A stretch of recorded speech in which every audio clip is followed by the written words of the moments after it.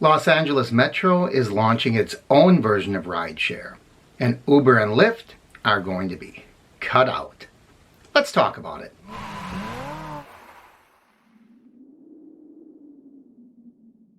Good morning, everybody. You know what time it is. It's time for burnt toast and cold coffee. Actually, today this coffee is pretty good. It is so good to be back where I belong, back in my studio, back home, although you know I love travel and I will be on the road very, very shortly.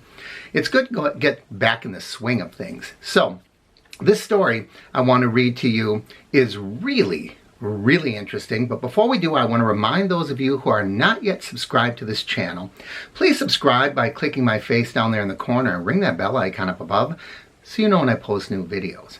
Now, it looks like Uber and Lyft are effectively being cut out of this new plan that I wouldn't say Los Angeles Metro is launching it, but they're experimenting with it.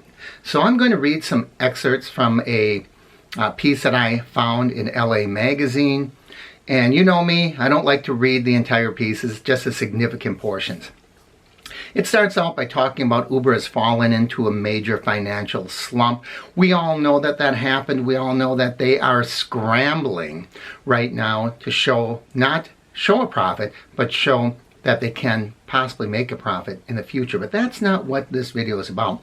This video is about something that is happening right now in Los Angeles. It's not actually happening, but it's in development.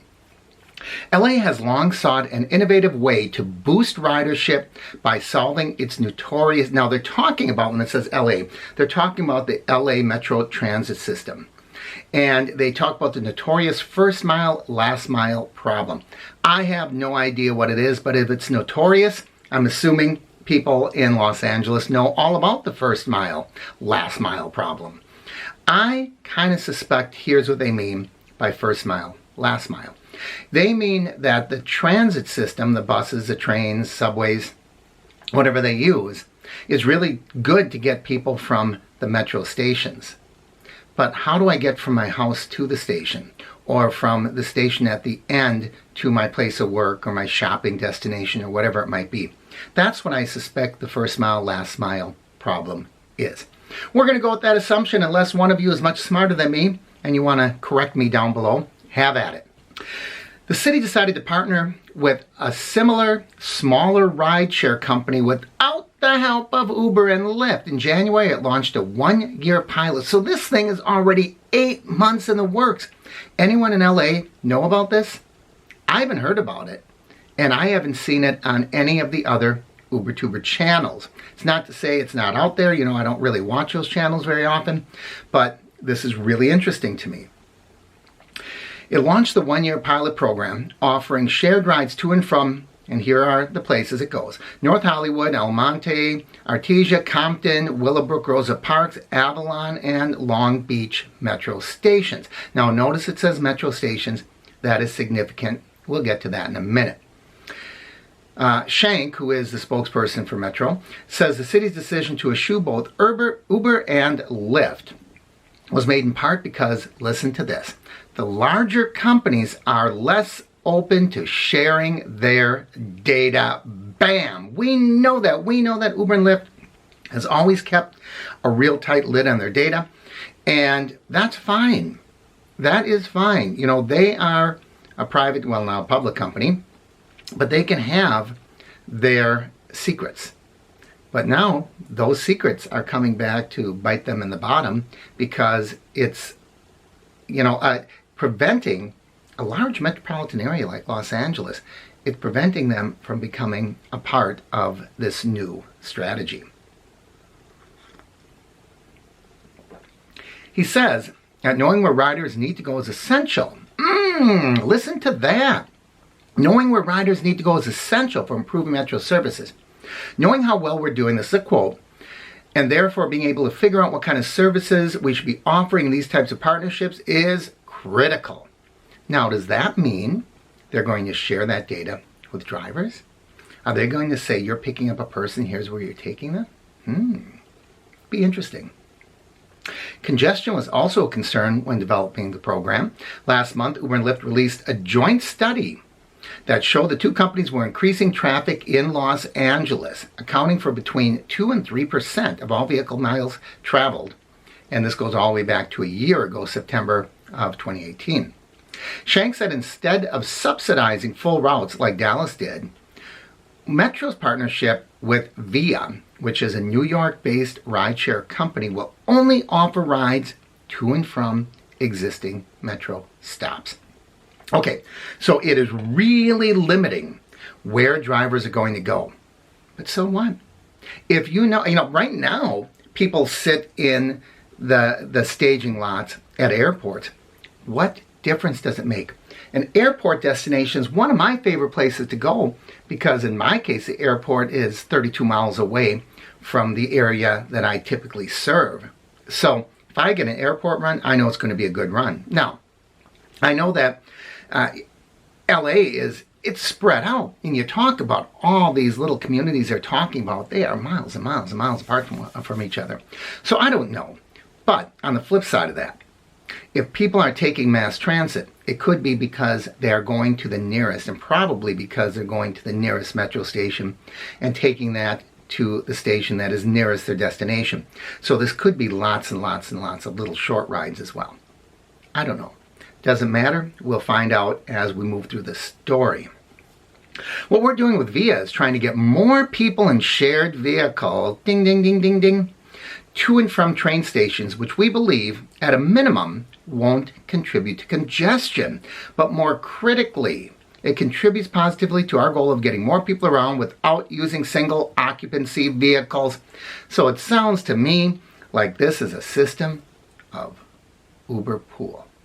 Now, we all hate pool rides. However, I don't know how this is set up. What if they set this up so every person pays a fee, just like they do when they get on a bus or a train, and those accumulate? Now, if I have 5 people in my car, 4 people, 6 people, depending on the size of my vehicle, I'm being paid more for more people. However, if they're going to follow the Uber and Lyft model, when 4 people get in your vehicle and you still get the same or actually a lower rate, yeah, then it doesn't sound so great to me. So they're trying to get away from single occupancy vehicles. Shank says that another big benefit of Via is that it pays its employees a living wage. Okay, I'll get to that term in a minute. While Via drivers like Uber and Lyft are still considered independent contractors, so they're still independent contractors via Uber and Lyft. So how is that different? They are paid an hourly rate, regardless whether they pick up riders. Now, even the $21 an hour that Uber proposed a few weeks back, maybe it was only a week ago, that was only during times when you're giving a ride. So they'd say $21 an hour. Well, if I only give 2 rides in that hour and one of them is 12 minutes and another is, let's say 20, what would it be? 18 minutes. Just make it easy. It's a half hour worth of people sitting in my car. I'm only getting $11.50 for that hour because they're not counting the time that you're on the app, the time you're driving around. And that is what I think a lot of people missed with the Uber $21 an hour scam. Okay, maybe it's not a scam. It was a proposal. But when they say it's only the times that someone is sitting their bottom right in the back seat of your car, it's not really paying you by the hour, is it? It says here, Via pays you by the hour regardless of whether you're picking up riders. Uber and Lyft have faced controversy for not compensating the drivers fairly. Now, here's what I want to know. What is a living wage? See, I don't like terms like that because they are all over the board. That is a political term. That's something that a politician says when he wants or she wants to get elected. We'll pay living. What is a living wage? Well, it's $21 now. Who says? Who says it's not 18? Who says it's not 25? A living wage is so arbitrary, it means almost nothing. There's a book I would encourage everybody to read. It's the Autobiography of Benjamin Franklin. I know it sounds like a dry read. Trust me, he's a funny guy. And by the way, he was what I call a genius. People throw that term around rather loosely these days. John Lennon's a genius. John Lennon was a guy. I love the Beatles. I enjoy their music. but he was a guy that wrote a catchy tune. You know, he could write catchy tunes, and he plucked them out on a guitar. He didn't even know how to read music, for crying out loud. I don't know if that's genius. Benjamin Franklin, on the other hand, he didn't only write a song, he invented a brand new instrument. That's genius. All right, so anyways, he once said when he was living in England as a young man, and he lived in a boarding house, and there was a woman there. I don't know if she was boarding him or they lived together, they say whatever it was. But he said he never realized until then how very little a human being could really get by on and still be happy. So living wage, I don't know. Those are terms I throw out the window because they mean almost nothing. What's a living wage mean to you? Leave it down below. And by the way, if you're going to tie it into all these cost of living things, that's arbitrary too, isn't it? But food for thought. And Metro has another innovation up its sleeve as well. It's been developing its own, this is interesting, micro-transit system, which allows riders to hail on-demand minibuses operated by Metro employees.